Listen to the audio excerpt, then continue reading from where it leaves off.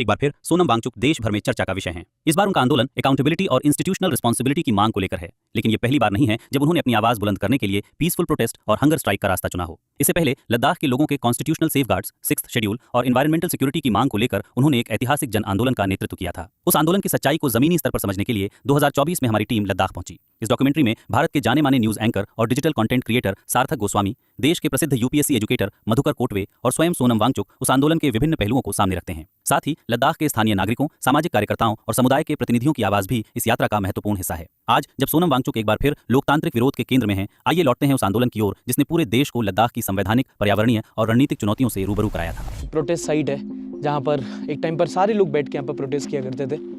फिलहाल तो यहाँ पर कोई नहीं है। दैट मीन्स जो पूरा प्रोटेस्ट था वो अब तो बंद हो चुका है। जैसे लद्दाख, इसका नाम इसलिए लद्दाख रखा है क्योंकि ये है दर्रों की जमीन। यहाँ एक बड़ा अच्छा शब्द है, आपने शायद सुना होगा, जुले। नमस्ते जुले। जुले जो यूटी मिला बहुत जश्न हुए हैं। 6 महीने साल हो गए तो यूटी लोगों को बड़ा खोखला लगा। हमारा जो सोचना है कि लद्दाख जो है बहुत स्ट्रेटेजिकली बहुत सेंसिटिव एरिया है और यहाँ के लोगों को खुश रखना वो हमारे नेशनल सिक्योरिटी का एक मुद्दा होना चाहिए। Welcome to the Sunday Bharat project.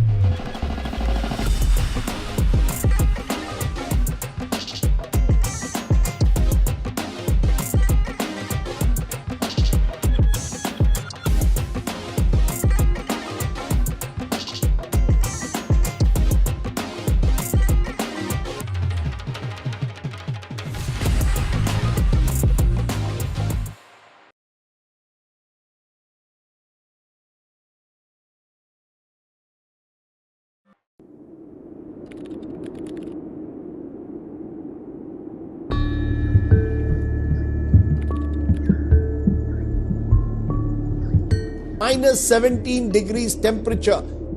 It's late night in Ladakh. जुले और नमस्कार साथियों। Where the stalemate between the Ladakh leaders and the center continues.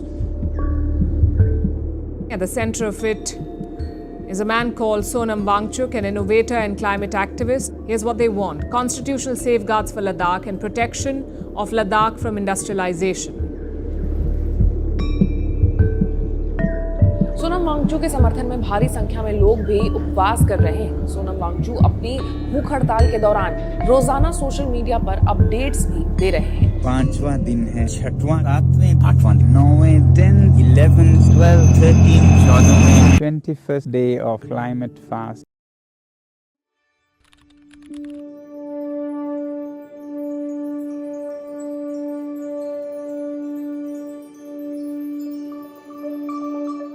अभी तो अपडेट ये है कि जो प्रोटेस्ट चल रहा था अब वो पूरी तरीके से बंद हो चुका है। लेह के पास अगर आप आओगे तो यहाँ पर एक प्रोटेस्ट साइट है जहाँ पर एक टाइम पर सारे लोग बैठ के यहाँ पर प्रोटेस्ट किया करते थे।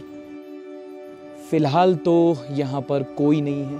दैट मीन्स जो पूरा प्रोटेस्ट था वो अब तो बंद हो चुका है। Justice for Ladakh, 6th schedule is a birth right, we shall have it, if not us then who, if not now then when. और ये जो 6th शेड्यूल है ये बहुत इम्पॉर्टेंट है समझने के लिए कि लद्दाख की प्रॉब्लम्स क्या हैं और लद्दाखीज जो हैं वो 6th शेड्यूल की डिमांड क्यों कर रहे हैं।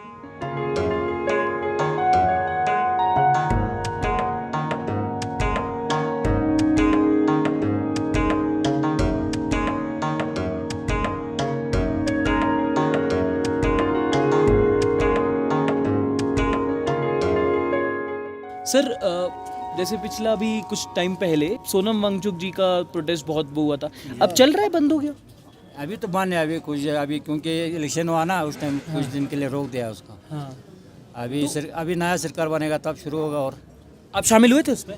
हाँ जी। अच्छा, आप कितने समय से रह रहे हैं यहाँ पर? 40 साल। 40 साल से। आपने गर्मी आपने भी बढ़ती देखी है यहाँ पे? थोड़ा सा इजाफा हुआ गर्मी को, लेकिन बर्फ भी बहुत कम है। बर्फ कम है। हाँ।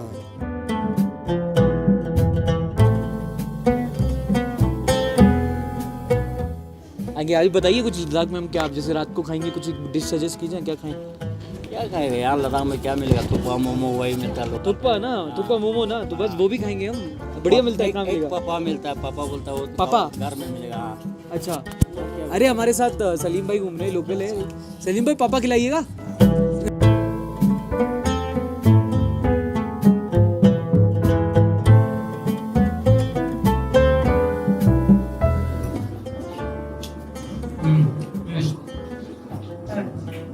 यहाँ पे ठंड इतनी रहती है तो घी डाल के ऐसे खाना, उससे थोड़ी बॉडी को गर्माहट मिलती है।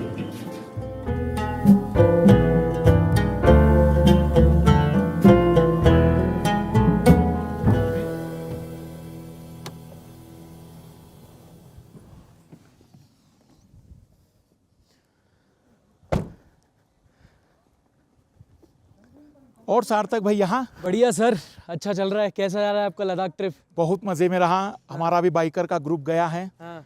तो मैं चाह रहा हूँ कि वो लद्दाख ट्रिप ऐसी सक्सेसफुल हो कि बहुत कुछ सीखना और जो सिखाना चाहता है वो दोनों चीज़ें पूरी हो जाए।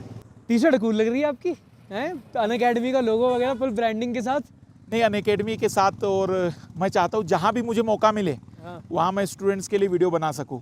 इसलिए मैं अपने साथ अनअकैडमी टी शर्ट भी लेकर आया हूँ, ताकि स्टूडेंट्स को भी मेरे ट्रिप का बेनिफिट मिलता रहे। बाकी हमारी अनअकैडमी टी शर्ट लुक भी बहुत अच्छा दे देती है, ब्लैक। दिख रहा है आपका बढ़िया मैन बन के साथ आप एंजॉय कर रहे हो जो। ये देखो सर,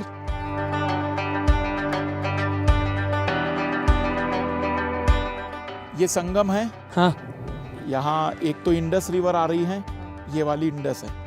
लेह जिस पे बसा है वो सिंधु नदी, मतलब इंडस वैली सिविलाइजेशन वाला ही। इसका वाटर का लगातार फ्लो बढ़ता जाएगा जैसे जैसे आगे बढ़ेंगे। ये कारगिल की ओर जाती जाएगी। और सबसे मतलब जो बड़ी बात है यहाँ पर, ये जो पूरा का पूरा एरिया है, ये एंट्री गेट है लेह की तरफ जाने का। चलो अभी हमारा एक डेस्टिनेशन है लेह म्यूजियम, ठीक है, वहाँ चलते हैं। वहाँ से चल के आपके दृष्टिकोण से थोड़ा जो लद्दाख का आर्ट एंड कल्चर है वो समझने की कोशिश करेंगे। शायद आज हम लोगों से मुलाकात करेंगे तो जो सवाल उनके दिमाग में हैं उनके जवाब भी हैं ढूंढने की कोशिश करेंगे। डन सर, चलो चलते हैं, आइए। तो कैसा रहा सर आपका लद्दाख का ट्रिप? अल्टीमेट। जो एक्साइटमेंट था वो पूरा कंप्लीटली फिनिश हो गया है अब। और अब मैं काम बढ़िया बेहतर तरीके से कर सकता हूँ, क्योंकि मुझे 4.5 साल हो गए। अब मैंने ब्रेक लिया था 10 दिनों का।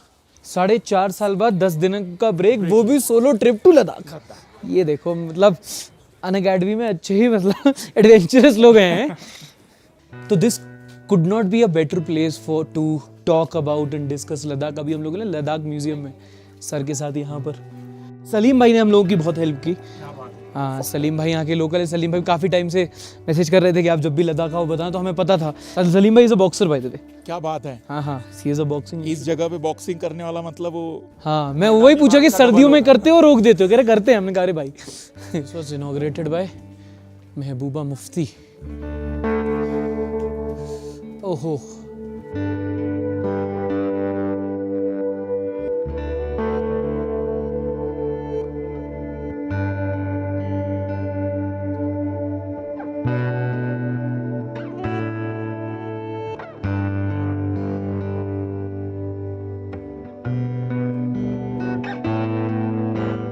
ये वुडन का बना हुआ है पूरा म्यूजियम। हर चीज़ अभी आप अगर देखेंगे तो होटल में ब्रश भी वुडन के मिलेंगे, कॉम भी वुडन का मिलेगा। यहाँ वुडन ठंड के कारण ज़्यादा लोग यूज़ करते हैं, क्योंकि वुडन आप अगर ठंड के दिनों में भी हाथ लगाएंगे ना तो उतना आपको ठंडा नहीं लगेगा वो।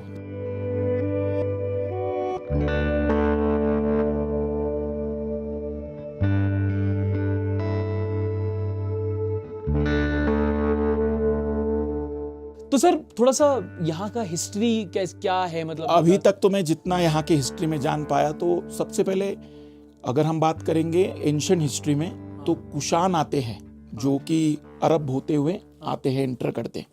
एक्चुअल में यहाँ लोग इसलिए आए थे क्योंकि तिब्बतियन प्लेटू जो है वो पूरी तरह से नेकेड प्लेटू है।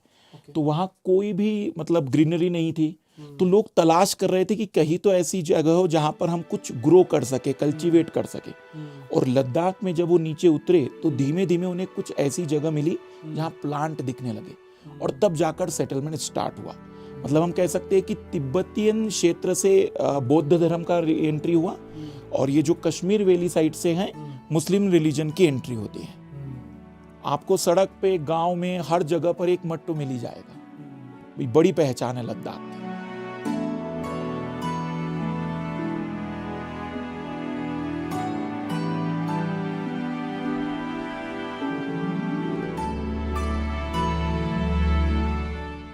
अभी एक जो राजा लद्दाख के सबसे ज़्यादा जाने जाते हैं, उन्होंने लद्दाख के गौरव को सबसे ज़्यादा बढ़ाया। फिर उसके बाद कश्मीर के राजा ने जब हमला किया, उसके बाद जोरावर सिंह जो सिख में थे, उनके द्वारा इस पे कब्जा किया गया। फिर धीमे धीमे जब अंग्रेज पहुंचे तो चीज़ें बदलती चली गई। आफ्टर इंडिपेंडेंस फिर जो कंप्लीटली जम्मू एंड कश्मीर का अंडर में आया, तो जोरावर सिंह के बाद वापस जम्मू कश्मीर के अंडर में आता है।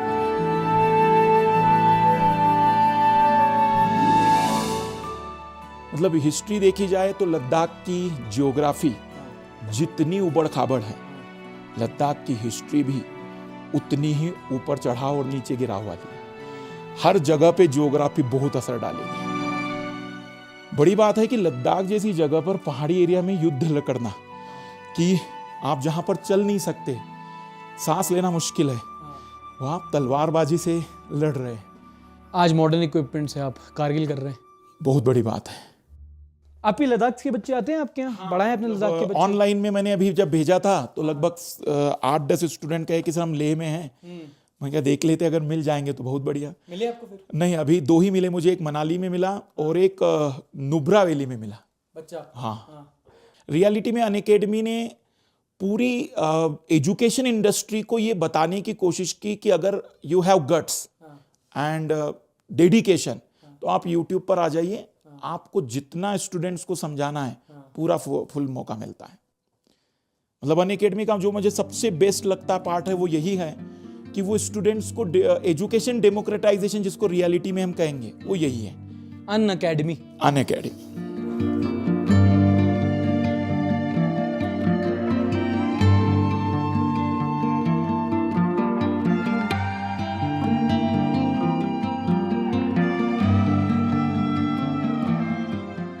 लद्दाख वालों का डिमांड था यूटी विद लेजिस्लेचर का, तो जो ही यूटी मिला बहुत जश्न हुए हैं, बहुत यहाँ मिठाई बांटे गए, पटाखे फोड़े गए। मगर वक्त गुजरता गया, 6 महीने साल हो गए तो पता चलने लगे इस यूटी के अंदर है क्या है। तो यूटी लोगों को बड़ा खोखला लगा। तो फिर लोगों ने गवर्नमेंट से भी बात की, पार्टियों से भी बात की, रिलीजियस ऑर्गेनाइजेशन से भी बात की।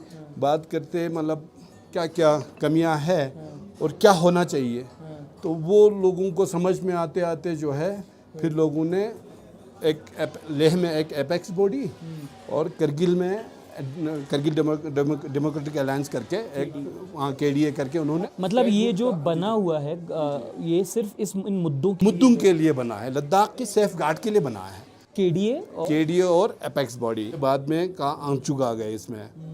इतना ही उनका ये था कि वो इस एपेक्स बॉडी और केडीए को सपोर्ट करने के लिए और अपना उसका बहुत सारे सोशल मीडिया पे हो या इंटरनेशनल लेवल पे वेल नोन पर्सन है, तो इस तरह अब लोगों तक पहुंचाने की कोशिश की। मगर मुझे अभी भी हमारी गवर्नमेंट अंधा बहरा या क्या कहे ना समझ बनी हुई है। गवर्नमेंट ऑफ इंडिया को जिस तरीके से भी हो लोग मनाने की या समझाने की कोशिश कर रहे हैं।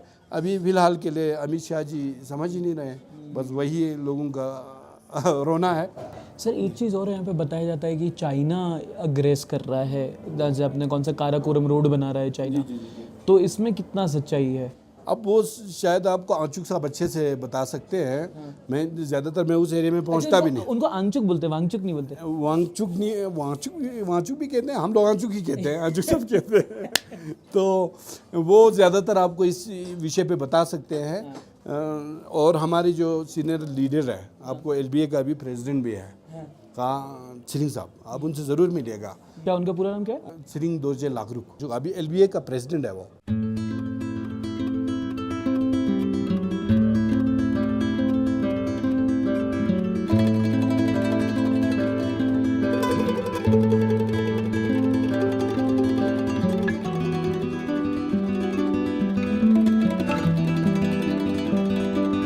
जब 370 हटा था और ये स्टेट बाइफर्केट हुआ था तो 3 हिस्सों में बटा था, जम्मू, कश्मीर और लद्दाख। लद्दाख को 2 एरिया में आप क्लासिफाई कर सकते हो, एक है कारगिल, एक है लेह। कारगिल जो है वो मोस्टली मुस्लिम डोमिनेटेड है, लेह जो है इट्स मोस्टली बुद्धिस्ट डोमिनेटेड। अब जब लद्दाख के बारे में सुनोगे आपको 6th शेड्यूल के बारे में सुनने को मिलेगा। दरअसल यहाँ के लोगों को डर है कि उनका कल्चर, इन्वायरमेंट और उनकी आइडेंटिटी को खतरा है और संविधान में 6th शेड्यूल ऐसी ही परिस्थितियों के लिए लिखा गया था। कोई शेड्यूल कहता है, कोई शेड्यूल कहता है, प्रोनाउंसिएशन अलग अलग है, मीनिंग एक। जब भी किसी ट्राइबल पॉपुलेशन को इंडियन स्टेट से ट्रस्ट इश्यूज होते हैं वो 6th शेड्यूल की मांग करते हैं। इसके लागू होने से उस रीजन में ADCs बनाए जाते हैं, ऑटोनॉमस डिस्ट्रिक्ट काउंसिल, जो बेसिकली वहां के लोगों के अपने लोकल ग्रुप्स होते हैं जो अपने एरिया का संचालन, अपना एडमिनिस्ट्रेशन खुद कर सकते हैं। अब सरकार को उससे समस्या इसलिए है क्योंकि उन्हें अपनी एडमिनिस्ट्रेटिव पावर इन ADCs के साथ शेयर करनी पड़ जाती है और यही प्रॉब्लम है।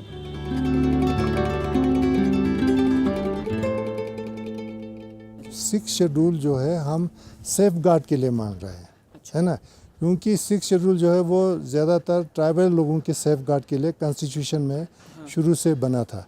तो लद्दाख में 97% पॉपुलेशन जो है शेड्यूल ट्राइब है।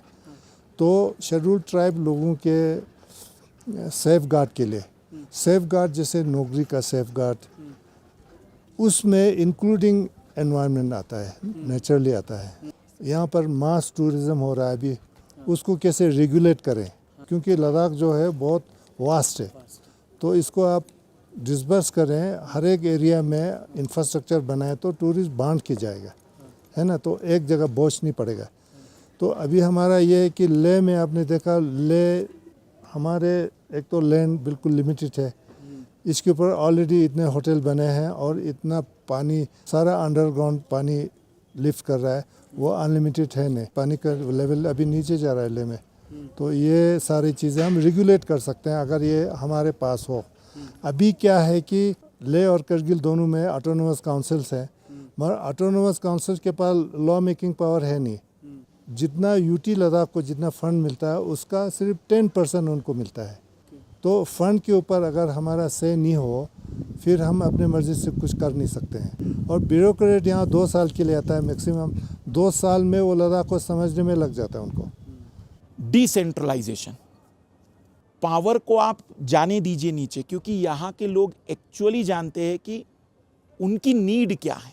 आप अगर ऊपर से कितना भी एक्शन ले लेंगे तो वो इम्पैक्ट नहीं डालेगा। केवल डिसेंट्रलाइजेशन ही है इस पूरी प्रॉब्लम का सॉल्यूशन। उसमें आपकी जियोपॉलिटिक्स भी आ जाती है, बेसिकली 6th शेड्यूल देना, क्लाइमेट चेंज नहीं, 6th शेड्यूल की बात तो नहीं कहूँगा मैं, बट डिसेंट्रलाइजेशन मीन्स कि आप यहाँ की जो लोकल बॉडीज़ हैं उनको इतना पावरफुल बनाइए कि वो यहाँ के एक जो भी नीड्स है उसको फुलफिल कर सके। हमारा जो सोचना है कि लद्दाख जो है एक बहुत स्ट्रेटेजिकली बहुत सेंसिटिव एरिया है। यहाँ पाकिस्तान और चाइना का बॉर्डर मिलता है और यहाँ के लोगों को खुश रखना वो हमारे नेशनल सिक्योरिटी का एक मुद्दा होना चाहिए। वो पता नहीं गवर्नमेंट के समझ में क्यों नहीं आता है। लद्दाख का पोजीशन, इसकी जो जगह है ना, वो इसको सबसे इम्पॉर्टेंट बनाती है। ये वो प्लेस है जहाँ से आप north Asia, south Asia, east Asia और वेस्ट एशिया, मतलब जो स्ट्रैटेजिक पोजीशन अफगानिस्तान की थी वो स्ट्रैटेजिक पोजीशन हमारे लिए लद्दाख की है, अगर वर्ल्ड के लिए अफगानिस्तान देखा जाए। कैसे कैसे? फॉर एग्जाम्पल अमेरिका को ले लीजिए तो वो रशिया पर भी एक नियरेस्ट हो जाता है। इधर के साइड में आपका इंडिया और चाइना दोनों कवर हो जाते हैं, क्योंकि वो लोकेशन ऐसी है जहाँ से हम कहीं से भी टर्न कर सकते हैं, और यूरोप आपसे वहाँ कंट्रोल में आ जाता है। तो जो 4 पॉइंट है पावर के दुनिया के, वो आपके वहाँ से कवर हो जाते हैं, और इसीलिए तो अफगानिस्तान काफ़ी समय तक अनस्टेबल रहा। तो अफगानिस्तान में नेचुरल रिसोर्सेज भी हैं। नेचुरल रिसोर्सेज से ज़्यादा इंपॉर्टेंट उसकी पोजीशन है। नहीं, जैसे हम एक मोहल्ले की बात करें तो कॉर्नर की दुकान, अब वो लोकेशन के कारण उसकी डिमांड है। 4 डिमांड आपने गिना, एक बार पॉइंट आउट करेंगे। 4 क्या थे? Statehood, 6th schedule, public service commission, and one additional seat for member of parliament, क्योंकि it's such a huge area, it's bigger than many of our states. तो पॉपुलेशन ज़रूर कम है, मगर इतने बड़े एरिया को एक एमपी देखना बहुत मुश्किल होता है। पंजाब और हरियाणा से भी दुगना है हमारा जो एरिया है। एलबीए के जो हेड थे उनका इंटरव्यू किया तो उन्होंने बताया कि दे वांट स्टेट और a union territory with legislature. तो इस पॉइंट पे क्या है कि उनका डिमांड क्या है और क्यों इस हद तक आ गए? सबसे पहले तो पहली डिमांड है कि एक स्टेट की डिमांड। स्टेट मतलब आपकी अपनी यहाँ की लोकल गवर्नमेंट चुनी हुई रहेगी। यूनियन टेरिटरी मीन्स होता है कि आपका पूरा कंट्रोल सेंट्रल से होता है और कहीं ना कहीं जो लेफ्टिनेंट गवर्नर होते हैं, उपराज्यपाल, वो कंट्रोल करते हैं। तो फर्स्ट डिमांड तो ये, लेकिन सेकंड उससे बड़ी डिमांड ये है कि 6th शेड्यूल हमारे कॉन्स्टिट्यूशन में केवल 4 स्टेट ऐसे हैं जिनको ये 6th शेड्यूल में रखा गया है। असम, त्रिपुरा, मणिपुर और मेघालय। नागालैंड को भी नहीं दिया गया है। असम इकलौता ऐसा स्टेट है जिसको स्वशासी राज्य बनाने का भी पावर दिया है 6th शेड्यूल में। इसमें आपको लोकल कम्युनिटी का 30% का एक, जैसे लेजिस्लेचर होता है ना, जैसे विधानसभा होती है, वैसी बकायदा 30% की एक कम्युनिटी बनती है। वे डिसाइड करते हैं कि यहाँ पर क्या लॉ लगेंगे, क्या एक्शंस होंगे। कुछ टॉपिक छोड़ दीजिए जो सेंटर के पास रहेंगे, बाकी सारी पावर उनके पास रहती है। यहाँ तक कि स्टेट गवर्नमेंट भी बगैर इस 30% की काउंसिल के कोई डिसीजन नहीं ले सकती है। और ये स्पेशली शेड्यूल ट्राइब में विदाउट परमिशन ऑफ प्रेसिडेंट आप सेंटर का कोई लॉ भी नहीं लगा सकते। मतलब बहुत स्पेसिफिक बेनिफिट्स मिल जाते हैं। गवर्नमेंट प्लानिंग कर रही है आर्टिकल 371 के अकॉर्डिंग। एक्चुअली में हमारे देश में आर्टिकल 371 में हर स्टेट में कुछ ऐसे डिस्ट्रिक्ट हैं जहाँ ट्राइबल्स की पॉपुलेशन ज़्यादा है, बट महाराष्ट्र है, आंध्रा है, तमिलनाडु है, हर स्टेट में कोई एक पर्टिकुलर डिस्ट्रिक्ट होगा जहाँ 371 के तहत कुछ स्पेशल प्रोविजंस किए गए हैं। सो गवर्नमेंट प्लान कर रही है कि अकॉर्डिंग टू आर्टिकल 371 यहाँ भी उस टाइप से कुछ स्पेशल प्रोविजन कर दिए जाए। तो आपको ये जो 6th शेड्यूल की मांग है, आपको जायज़ लगती है, ज़रूरत है इसकी? देखिए, लोकल लोगों की अगर बात माने तो सबसे ज़्यादा ज़रूरत होती है डेमोक्रेसी में लोकतंत्र की। सो यहाँ के लोगों की डिमांड को देखते हुए, गवर्नमेंट की इच्छा को देखते हुए, क्योंकि गवर्नमेंट भी तो डेवलपमेंट ही चाह रही है, एक ऐसा रास्ता निकाला जाए जिसमें यहाँ के लोगों की सहमति हो।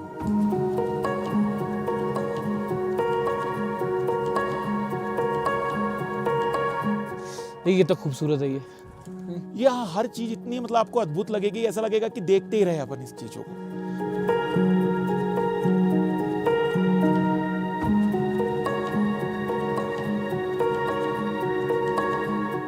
तो सर आपने बताया कि 4.5 साल में आपने पहला वो लिया, ब्रेक लिया है मैंने। लद्दाख क्यों चुना? लद्दाख मेरा एक्चुअल में कॉलेज टाइम से ही ड्रीम था कि बाइक राइडिंग करते हुए जाना है, और कई बार फैमिली प्रेशर होता है कि इतने दूर। अब कैसा है कि अब इंडिपेंडेंसी थी, अब पिताजी कहते देख लो भाई, तुम्हें जो करना है कर लो। पर हमारा फ्रेंड सर्कल काफ़ी अच्छा है मेरा, तो मैं कहूँगा कि हमारे फ्रेंड सर्कल में मेरे फ्रेंड अमित थे, जयेश थे, उनकी मिसेज थी, तो मूड था कि नहीं यार जाएंगे तो सही। तो वो बाइक राइडिंग का जो सपना था वो फाइनली बुढ़ापे के पहले।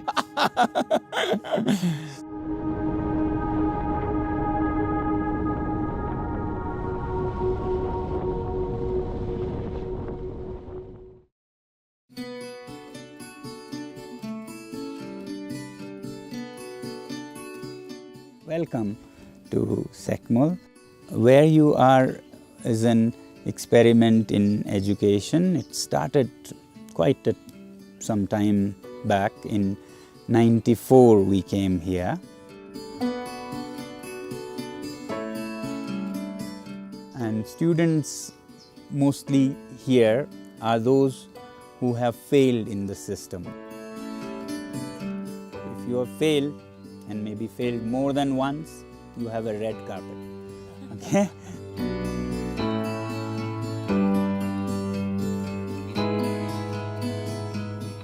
$370 के कारण लद्दाख अपना एक एंटिटी नहीं बन पा रहा था। लद्दाख, क्योंकि लद्दाख जम्मू कश्मीर के फैमिली में था। वैसे भी किसी भी फैमिली में जब बच्चे बड़े होते हैं तो वो अपना अलग घर बसाते हैं ना, किसी भी फैमिली में। अब ये तो वैसा किसी भी फैमिली के टाइप कभी नहीं था। यहाँ कश्मीर, जम्मू, लद्दाख बिल्कुल, मतलब आप कहिए केला, संतरा, आम, बंदर, बिल्ली और हिरन, इनका फैमिली था। ये यहाँ तो कुछ भी मेल नहीं खाता था, ना भाषा, ना संस्कृति, ना हिस्ट्री। तो फिर बहुत मुश्किल था ऐसे में संचालित करना। और वैसे भी डिसेंट्रलाइज होना तो अच्छी बात है ना, वरना तो ब्रिटेन कहता है इंडिया हमारे साथ ही ठीक है, क्यों इनको अपनी आज़ादी दें, तो दिया। उसी तरह इंडिया कहता कश्मीर को क्यों दें, जम्मू कश्मीर को सीधा दिल्ली से चलाएंगे, दिया। वैसे ही जम्मू कश्मीर को भी कहना चाहिए था, हाँ हम थोड़े अलग हैं, आप लद्दाख बन के लद्दाख को संभालिए, हम कश्मीर बन के कश्मीर को संभालेंगे। तो ये नहीं हो पा रहा था, क्योंकि 370 में कश्मीर के असेंबली में जब तक पास ना हो, स्टेट के साथ कुछ छेड़छाड़ नहीं हो सकती है। और स्टेट नहीं चाहता था कि लद्दाख बने। तो जब 370 हटा तो लोग खुश हुए। तो मेरा ये कहना है कि सिर्फ लद्दाख को 6 शेड्यूल नहीं, हर एक, खासकर पहाड़ों में, पहाड़ बहुत नाजुक होते हैं और उसके नाजुकी से पूरा देश जुड़ा हुआ है। यहाँ के हिमालय से जो पानी जाता है उससे पूरा उत्तर भारत जीवित है।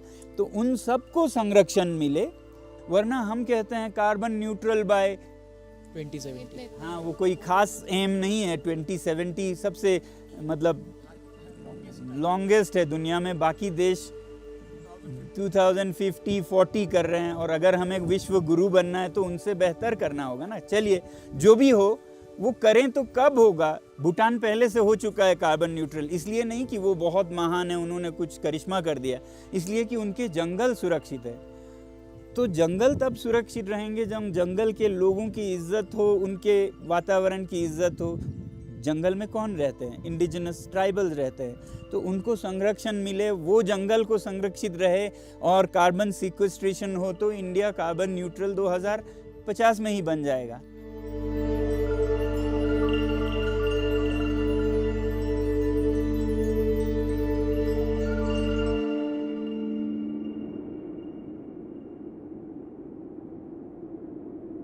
तीन चीज़ें मुझे जो लगी कि ऐसी पोटेंशियल है जिसको हम अगर यूटिलाइज करें तो लद्दाख एक ऐसी टेरिटरी बन सकती है कि जो इंडिया के लिए इकोनॉमिकली, इकोलॉजिकली और पॉलिटिकली बहुत कुछ अद्भुत दे सकती है। सबसे पहले हम आते हैं इकोलॉजिकली। यहाँ पर रिन्यूएबल एनर्जी में 2 बड़े सोर्सेस हैं। हवा आप देखेंगे यहाँ चलती रहती है, तो एक तो विंड एनर्जी बहुत यूटिलाइज हो सकती है, और यहाँ का सनलाइट आप देखेंगे कि जब भी धूप गिरती है ना तो इंटेंसिटी बहुत हाई होती है। इसलिए मैंने अपने वीडियो में बताया था कि यूवी प्रोटेक्शन क्रीम भी लगाते रहिए। तो ये दोनों चीज़ें बहुत ही यूटिलाइज हो सकती है, जो कि पूरे के पूरे एरिया में, यहाँ तक कि मैं कहूँगा कि निचले हिस्सों में भी एनर्जी सप्लाई की जा सकती है। दूसरी इकोनॉमिकल अगर मैं बात करूँ तो टूरिज्म और इको टूरिज्म यहाँ बहुत पॉसिबिलिटीज़ है, क्योंकि इतनी ऊंचाई पर बाइक राइडिंग वाली रोड पूरी दुनिया में कहीं नहीं है। उमलिंगला पास, तो आप ये खारदुंगला पास हो गया, आपका चांगला पास हो गया, फिर आप कारगिल से आगे जाएंगे तो जो जोजिला पास आएगा वो बिल्कुल अद्भुत आपके सामने नज़ारा पेश कर देगा। कैसा लगा आपको? इतना आप 10 दिन से ट्रैवल कर रहे हो, क्या सीखे आप अपने ट्रिप में भी? यहाँ पर जो लोग सस्टेनेबिलिटी के अकॉर्डिंग चल रहे हैं, वही आपको इस अर्थ पर लंबे समय तक एग्जिस्टेंस रखेगा। अगर सस्टेनेबिलिटी हम सभी ने नहीं अपनाई तो फिर शायद इस अर्थ से जाने का समय हमारा आ चुका है। अभी तक 5 मास एक्सटिंक्शन हो चुके हैं अर्थ पर, 5 बार प्रलय आ चुका है, 6वां प्रलय हमारे सामने खड़ा है। और अगर उसे रोकना है तो इस जगह से सीखना होगा कि कैसे हम मिनिमम रिसोर्स में अपनी लाइफ स्टाइल को बेस्ट कर सकते हैं। लद्दाख एक खूबसूरत जगह है, एक ट्राइबल स्टेट है, एक बॉर्डर स्टेट है, इकोलॉजिकली और पॉलिटिकली सेंसिटिव स्टेट है। और विडंबना यह है कि आज लद्दाख एक स्टेट ही नहीं है। एक वक्त था जब लद्दाख में चीजें ठीक थी, पर वहां जाना मुश्किल था। आज लद्दाख में जाना आसान है, पर मुश्किलें बढ़ गई हैं। मुश्किलें हैं कल्चर की, क्लाइमेट चेंज की, बॉर्डर टेंशन्स की, और अब लद्दाख के लोग इसका भी रास्ता ढूंढ रहे हैं।